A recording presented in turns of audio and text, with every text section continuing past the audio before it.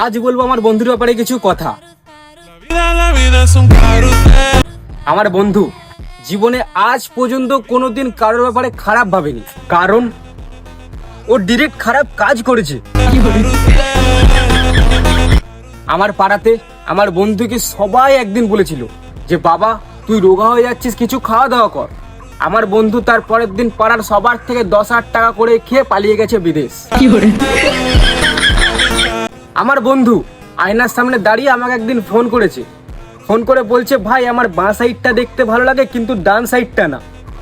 বলেছিল plastic surgery করার দরকার আছে। আমি বললাম হ্যাঁ খরচা পড়ে যাবে 4 থেকে 5 লাখ।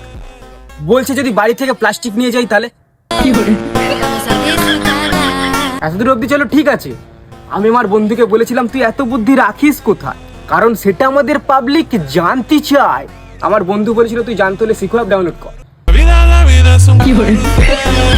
ভেবেছিলাম 2026 সাল থেকে আমি আমার বন্ধুর সাথে করব কামব্যাক। সেই হিসাব মতন আমি একটা আইডিয়া বার করেছিলাম যে ভাই চল একসাথে চাষবাস করব, প্রচুর টাকা কামাবো। বন্ধু বলেছে হ্যাঁ চল ঠিক আছে। আমি আমার বাড়িতে কিছু গাছ লাগাচ্ছি। পরের দিন ওর বাড়িতে পুলিশ চলে এসেছে, কারণ ওটা গাঁজা গাছ ছিল ভাই।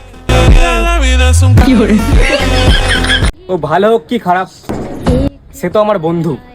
তো ভাই তোর জন্য এই গানটা আমি লাগাতে চাই। दोस्त ऐसा जिंदगी में हर किसी को मिले।